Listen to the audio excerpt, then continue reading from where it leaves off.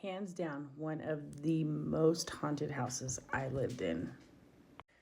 I drove by one of my childhood homes today, and they finally took that house down. It was gone. It was just gutted.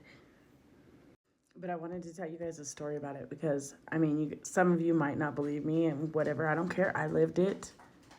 My cousins lived it. My sisters, my brother lived it.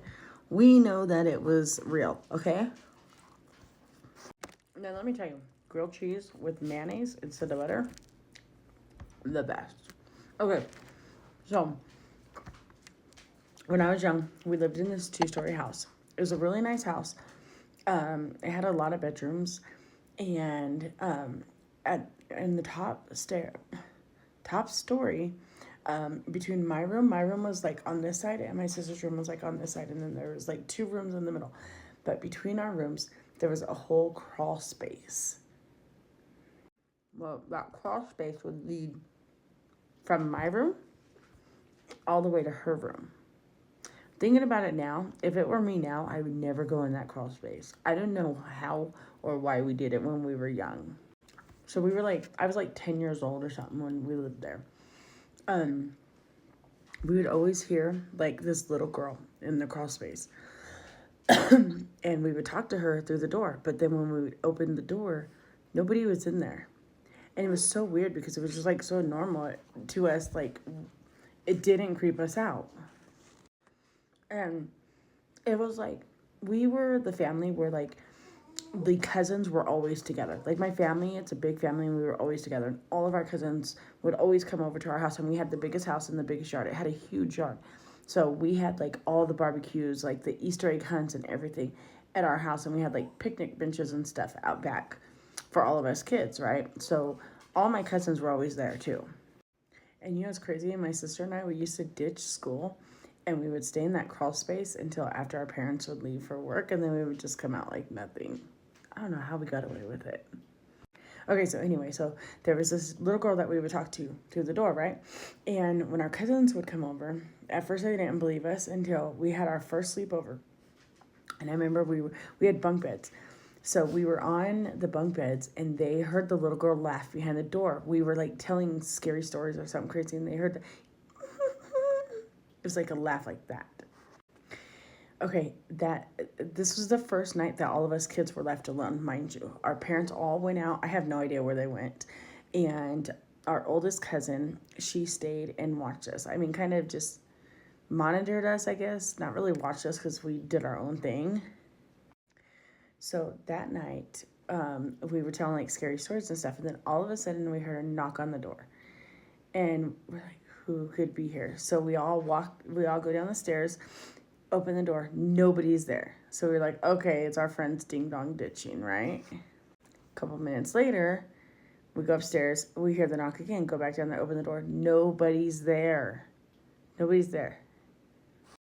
So after a couple times, we stayed by the door to hear the knock, and then we would hear, and we opened the door so fast, nobody was there. And then all of a sudden, and mind you, it was like a beautiful big 2-story home, but it had wooden stairs. So they would like creak when you walked up them. So after we opened the door that time and nobody was there, we heard like footsteps going up the stairs. One of my cousins was at the top of the stairs. We were at the bottom, and we were like, everybody heard the same thing. So it wasn't just one of us. We all heard the same thing. So at this point, we're getting a little bit scared, and we're like, we open the door, and my oldest cousin, and she believes in spirits, and she believes in all that. So she opened the door, and she's like, you are not welcome here. Get out. Get out. So we didn't hear it after that, right? So we lock all the doors. We turn some of the lights on, and we go back up in the room, and we're all in the room together, and we're like all circled around on the floor. Well, we were done telling scary stories at that point because we started getting scared because there was a lot of things happening. Well, then we heard the laugh, and my cousin opened the crawl space door like really fast, and I kid you not, we just heard and then like it ran out, and it had never gone out before. So we were like, okay, if there's really someone here, give us a sign, show us something, give us a sign.